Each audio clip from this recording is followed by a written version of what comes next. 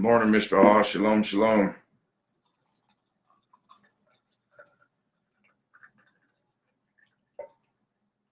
Good morning, T-Lynn.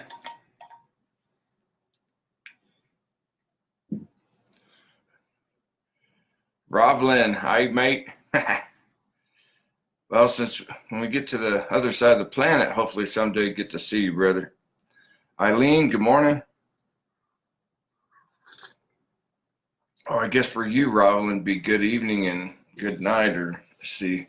How many hours, what time is it right now for you, Rovlin? I want to see exactly how many hours ahead you are.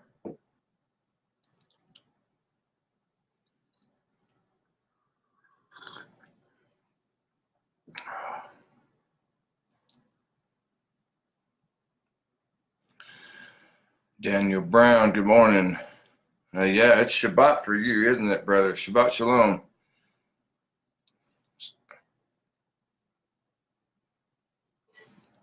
So what time is it in Australia, Rovlin?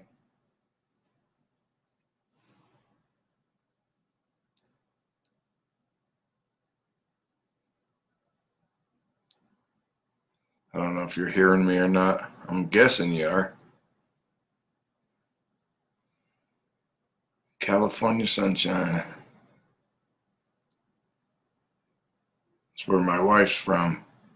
San Jose, the Bay Area.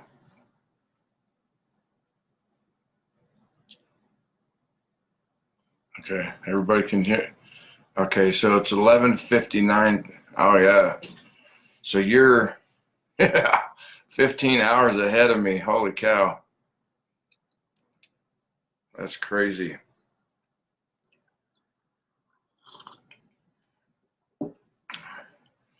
All right, so Donna Goodek, good morning. Shalom, shalom, everybody. So, all right, we're going to get started. So we are on day 10, Isaiah 10. Woe to those who decree unrighteous decrees, who write misfortune, which they have prescribed, to rob the needy of justice, and to make what is right from the poor of my people, that widows may be their prey, and that they may rob the fatherless. What will you do in the day of punishment, and in the desolation which will come from afar? To whom will you flee for help, and where will you leave your glory? Without me they shall bow down among the prisoners, and they shall fall among the slain. For all this his anger is not turned away, but his hand is stretched out still. Man. Woe to Assyria, the rod of my anger, and the staff in whose hand is my indignation. I will send him against an ungodly nation, and against the people of my wrath I will give him charge, to seize the spoil, to take the prey, and to tread them down like the mire of the streets. Yet he does not mean so, nor does his heart think so.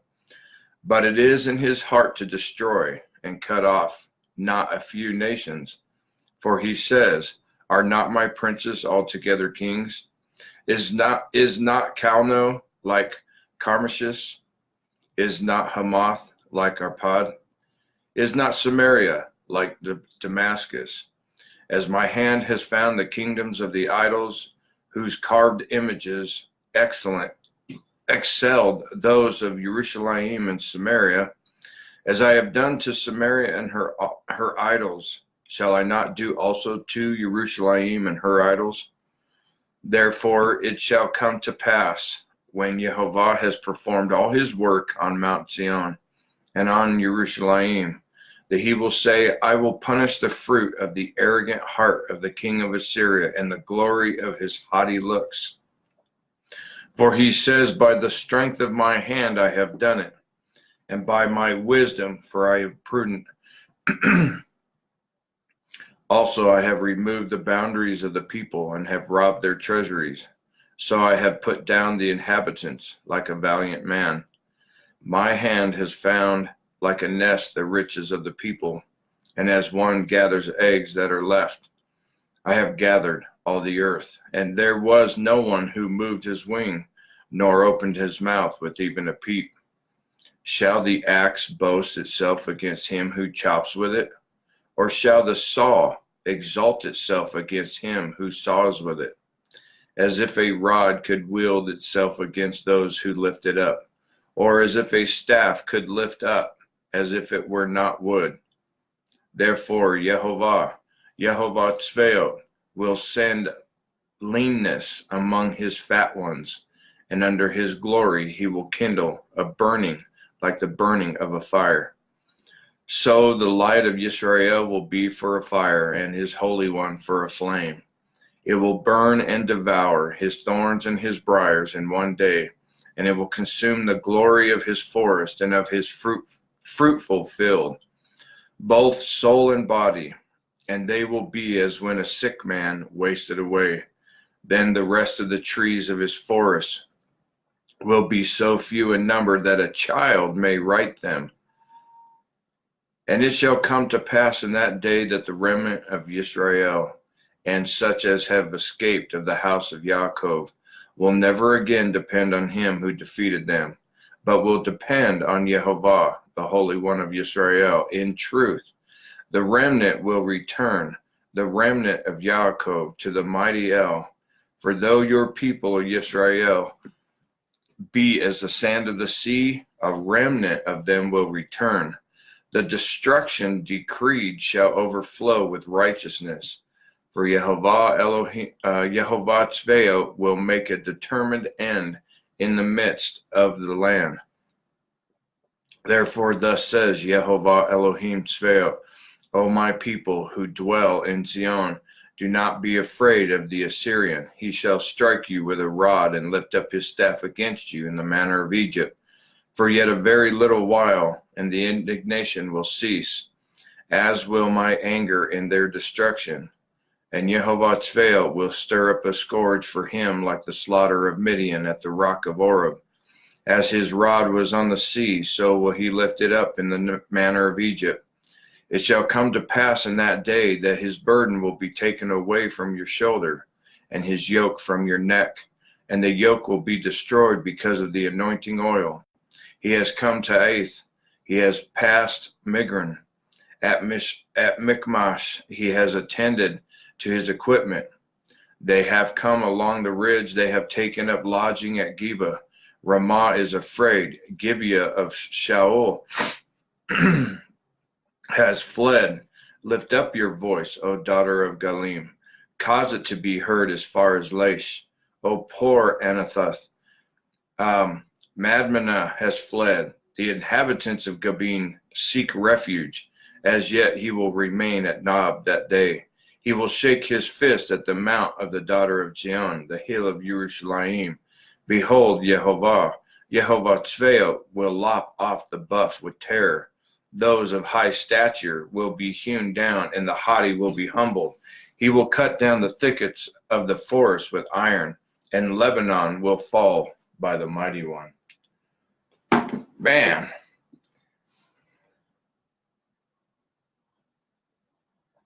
You try to picture everything of what is being said in that chapter.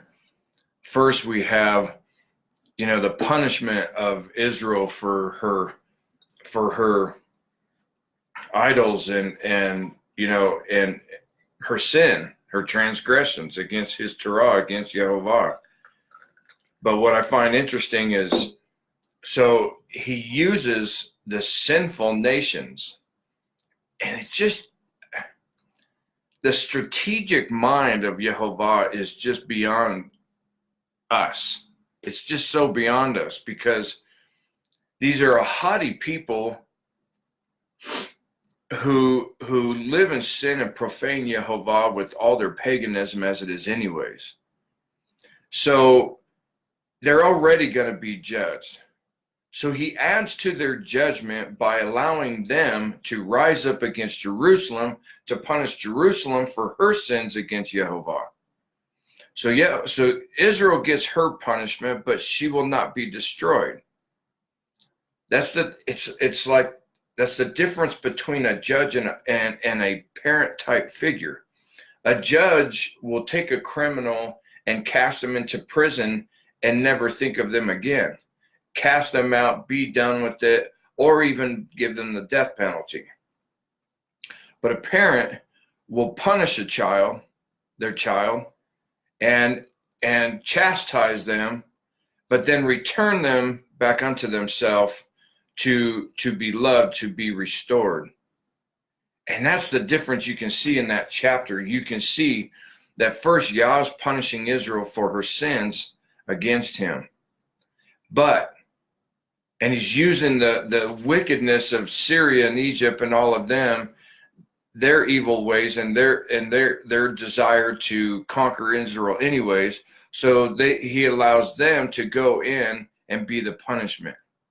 But then after Yah's hand is done and he pulls the remnant that will come through this to himself, then he goes and destroys the wickedness of those nations who are haughty. As he says, I will destroy their haughty looks, and I will tear down their places, and I will wipe them out. And he does. And this is what we see Yah do time and time again. And this is what we will see Yah do once again, at the end of all of this is at the end of the tribulation, when we see the Battle of Armageddon happen and we see the Gog of Magog war and all of this stuff rising up against Jerusalem, rising up against Israel. And they will be able, Zechariah 14 verses 1 through 3, they will take half of the city into captivity, Antichrist, all that stuff. There will be these things that will happen that they will succeed in. But then that final rising up against the city to surround the city, to destroy Jerusalem. And I also believe it's because they see Yeshua come in and they think they're going to try and stop him or whatever. But, and then they're destroyed. But there's a small remnant of them, as it talks about in Zechariah 14, that will continue on into millennial reign. And they will not be able to sin like this during millennial reign because Satan is put into the bottomless pit for 1,000 years. They can murder and rape and all that stuff Satan will not be able to tempt people to do that. But disobedience, that because of the flesh being born into sin, there will be disobedience. And then at the end of millennial reign, we see one last attempt of this world as Satan is loose for a season. He goes and gathers his followers from the four corners of the earth, as it says in Revelation 20. And he gathers them up and they come against Jerusalem, but it says that fire just comes down from heaven and devours them. And it's over. It's done. It's finished. And that's it. And Mishpachah, you read this chapter and you see what Yah does to those. You get a clear picture of what he does to those who belong to him and those who don't. But you see that the punishment happens at home first, in his house first. He punishes those at home, and those who refuse to be obedient, he removes them from among those of his that are faithful and true. Mishpachah, that same thing is going to happen to us. We have all these people who claim to be of the body of Messiah, who claim to be of the bride, whatever they want to call themselves, children of the Father and bondservants of Yeshua, and all of what Scriptures calls us, followers of the way.